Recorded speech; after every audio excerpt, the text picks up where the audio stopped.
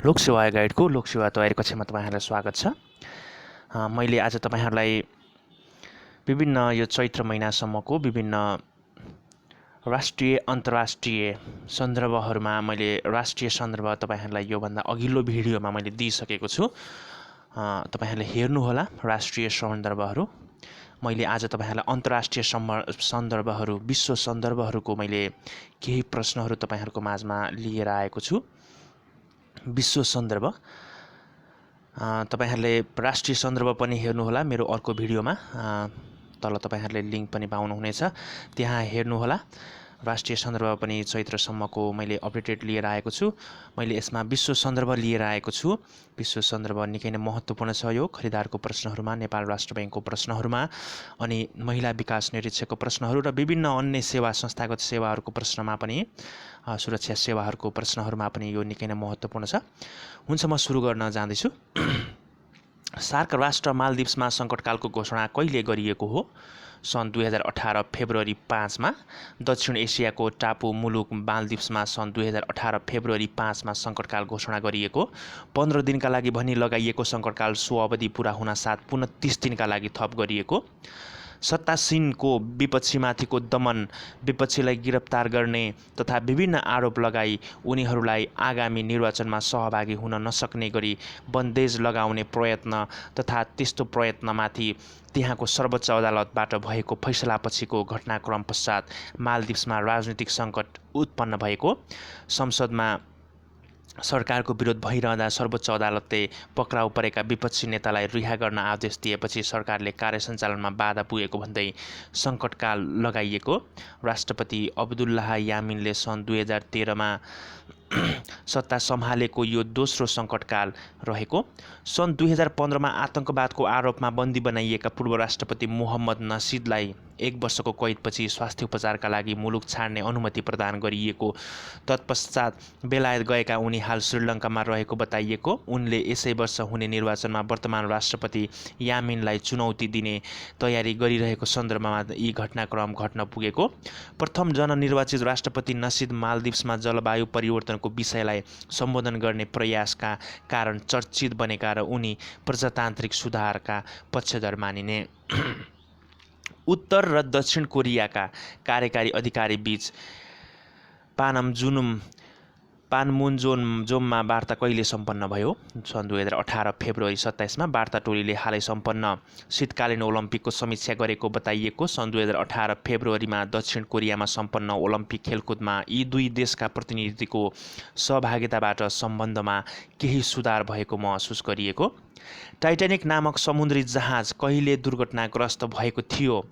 सन् 1912 अप्रिल 14। बेलायतले आधिकारिक रूपमा युरोपेली सङ्घ यूबाट बाहिरिने प्रक्रिया कहिलेबाट सुरु गरेको हो? सन् 2017 मार्च 29 देखि। आफ्नो देशमा रहेको आप्रवासीलाई स्थायी बसोबास पीआरको अनुमति प्रदान गर्ने सम्बन्धी कानुन पारित गर्ने पहिलो खाडी राष्ट्र कुन हो? कतार। दोकलाम घटनालाई लिई भारत र चीनबीच उत्पन्न विवादको समाधानका लागि सहमति पत्रमा कहिले हस्ताक्षर गरिएको हो? सन् 2017 अगस्त 28 मा। संयुक्त राष्ट्र सङ्घको सुरक्षा परिषदद्वारा उत्तर कोरिया विरुद्ध नाकाबन्दीको कानुन कहिले पारित गरिएको हो? सन् 2017 सेप्टेम्बर 11 मा। विश्व व्यापार सङ्गठन WTO को 11औं सम्मेलन कहाँ र कहिले सम्पन्न भयो? सन् 2017 डिसेम्बर 10 देखि 13 सम्म अर्जेन्टिनाको राजधानी ब्युनस आयर्समा भएको थियो। WTO मा हाल 164 सदस्य राष्ट्र रहेको। अन्तर्राष्ट्रिय सहकारी महासङ्घ ICA को सम्मेलन सन् 2017 नोभेम्बरमा कहाँ सम्पन्न भयो? मलेसियाको क्वालालम्पुर। यो सम्मेलनमा नेपाल पहिलो पटक ICA को ग्लोबल बोर्ड सदस्यमा चयन भएको। नेपालका तर्फबाट ओमदेवी मल्ल बोर्ड सदस्यमा चयन भएकी। ICA मा नेपाल सन् 1997 मा संलग्न भएको। ICA मा हाल 94 सदस्य राष्ट्र रहेको। योमा तपाईहरुले लेभल 2 क्वेशनमा सोधिने गर्दछ यो ICA भन्ने संगठनको नाम दिएर, अनि यो के सम्बन्धी, सहकारी सम्बन्धी कि बैंक सम्बन्धी कि, यो निकै नै तपाईहरुले याद गर्नुहोस्। ICA भनेको चाहिँ एउटा अन्तर्राष्ट्रिय सहकारी महासङ्घ हो। तपाईहरुले याद गर्नुहोस्।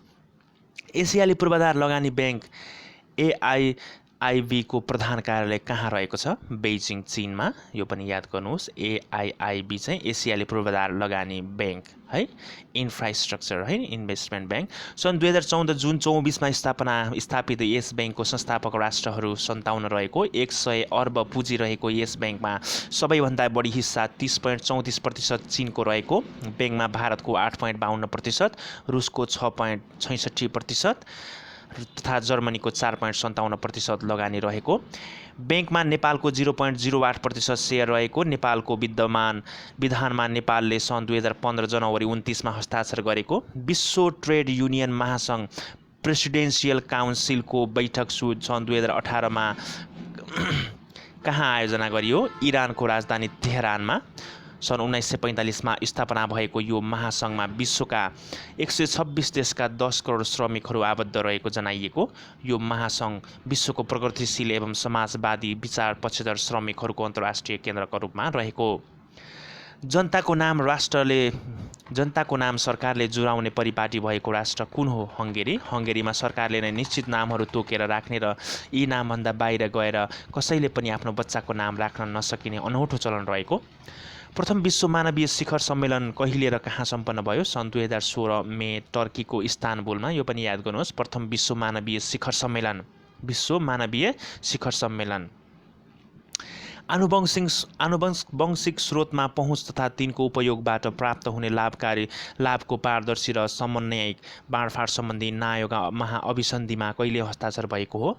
सन् 2010 अक्टोबर 29 जापानको नायोगमा भएको थियो। नायोग अभिसन्धि सन् 2014 अक्टोबर 12 देखि कार्यान्वयनमा आएको। यो सन्धिलाई नेपालले सन् 2017 सेप्टेम्बर 4मा अनुमोदन गरेको।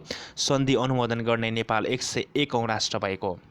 हुन्छ, यो माथि मैले तपाईँहरूलाई अन्तर्राष्ट्रिय सन्दर्भहरू लिएर आएँ। तपाईँहरूले यो भिडियोमा अन्तर्राष्ट्रिय सन्दर्भ र मैले विविध सन्दर्भ पनि यसमा सँगै लिएर आएको छु।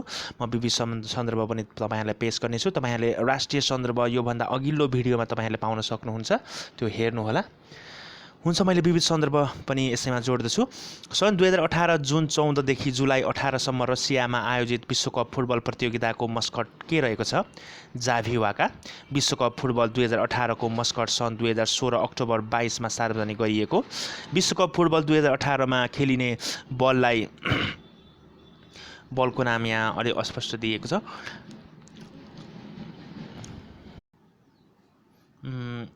खेलिने बललाई चाहिँ टेलस्टार 18 भनेर नामाकरण गरिएको छ। यहाँ यो फन्ट बिग्रिएको छ थोरै। टेलस्टार 18 तपाईँहरूले याद गर्नुहोस्। मस्कट जाभिवाका र टेलस्टार 18। सन् 2017 नोभेम्बर 9मा चाहिँ सो फुटबलको चाहिँ सार्वजनिक गरिएको। Face to face contact disease भनी कुन रोगलाई चिनिन्छ? ठेउलालाई चिनिन्छ।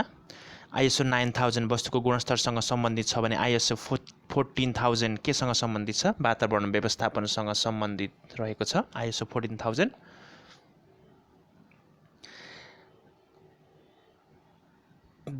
खुसी तयारी अवस्थामा पाइने वस्तु होइन, यो त तिम्रो आफ्नो गतिविधिबाट प्राप्त हुने हो भन्ने विचारक को हुन्? दलाइ लामा, तिब्बती धार्मिक नेता। हाँसो एउटा त्यस्तो सूर्य हो जसले मानव मुहारबाट हिउँद भगाइदिन्छ भन्ने विचारक को हुन्? भिक्टर ह्युगो, फ्रान्सेली लेखक। एउटा वयस्क मानिसको शरीरमा करिब कति लिटर रगत हुन्छ? 5 देखि 6 लिटर।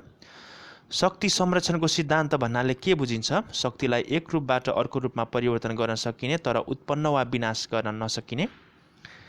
3% IVF प्रविधि मार्फत पहिलो बच्चाको जन्म कहिले भएको हो? सन् 2017 जनवरी 5। यो पनि तपाईँहरूले याद गर्नुहोस्। 3% IVF भन्ने बित्तिकै तपाईँहरूले चाहिँ यो चाहिँ बच्चालाई जुन आनुवंशिक असन्तुलन रहेको महिला अथवा अर्को स्वस्थ महिलाको डिम्ब सङ्कलन गरी पुरुषको शुक्राणुको संयोग गराई भ्रूण तयार गरिने प्रविधि हो भनेर तपाईँहरूले बुझ्नुहोस्। यो बच्चा जन्माउने एउटा वैकल्पिक उपायको प्रविधि हो। पहिलो बच्चा चाहिँ युक्रेनमा जन्मिएको। प्रोक्सिमा बी के हो? पछिल्लो समयमा वैज्ञानिकद्वारा पत्ता लगाएको पृथ्वीसँग मिल्दोजुल्दो एवं जीवन अनुकूल रहेको ठानिएको एक ग्रह हो।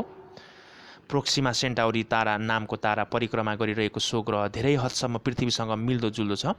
यो ग्रह पृथ्वीबाट लगभग 4.2 प्रकाश वर्ष अर्थात् करिब 41 खर्ब किलोमिटर टाढा रहेको छ। संसारलाई आफ्ना सर्वश्रेष्ठ दिनु त्यही सर्वश्रेष्ठ फर्किएर प्राप्त हुनेछ भन्ने विचारक को हुन्? स्वामी दयानन्द सरस्वती। प्रतिष्ठित ओस्कार अवार्ड 2018 मा सर्वोत्कृष्ट चलचित्रको अवार्डबाट सम्मानित चलचित्र कुन हो? The shape of water. Film the shape of water यस वर्ष सर्वोत्कृष्ट घोषित भएको। सोही फिल्मका लागि गुइलेर्मो डेल टोरोलाई सर्वोत्कृष्ट निर्देशकको अवार्ड पाएको। लस एन्जलमा सम्पन्न 90औं ओस्कार अवार्डमा सर्वाधिक 13 विधाका लागि सेप अफ वाटर मनोनयनमा परेकामा फिल्मले 4 अवार्ड जितेको। डार्केस्ट आवरबाट गेरी ओल्डम्यानले सर्वोत्कृष्ट अभिनेताको अवार्ड जितेको। यसैगरी फ्रान्सिस मैकडोर्मान्ड 3 बिलबोर्ड्स आउटसाइड एभिङ मिसौरीबाट सर्वोत्कृष्ट अभिनेत्री घोषित भएकी। सर्वोत्कृष्ट विदेशी भाषाको चलचित्रमा स्पेनिस भाषाको अ फ्यान्टास्टिक ओमेनले बाजी मारेको। अन्य विजेताहरू यस प्रकार छन्: सर्वोत्कृष्ट सहायक अभिनेता साम रकवेल 3 बिलबोर्ड्स आउटसाइड एभिङ मिसौरीबाट, सर्वोत्कृष्ट सहायक अभिनेत्री एलिसन जेनी आइटोन्याबाट, सर्वोत्कृष्ट सम्पादन डन कर्क ली स्मिथबाट, सर्वोत्कृष्ट डकुमेन्ट्री फिचर डन कर्क ली स्मिथ, सर्वोत्कृष्ट ध्वनि सम्पादन डन कर्क रिचर्ड किङ र एलेक्स गिब्सनबाट,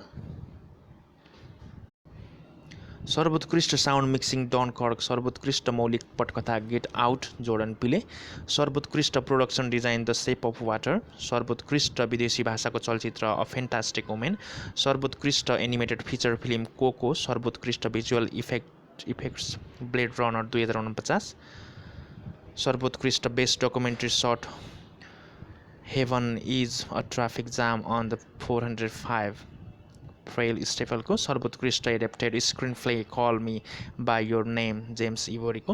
हुन्छ, यस भिडियोमा मैले तपाईँलाई अन्तर्राष्ट्रिय सन्दर्भ र विविध सन्दर्भहरू लिएर आएको छु। हुन्छ, म अन्य भिडियोहरूको साथमा तपाईँलाई आउने नै छु। लोकसेवा गाइड च्यानललाई माया गर्नुभएको छ, धन्यवाद। लाइक, सब्सक्राइब र सेयरहरू गरिदिनु होला। हुन्छ, धन्यवाद।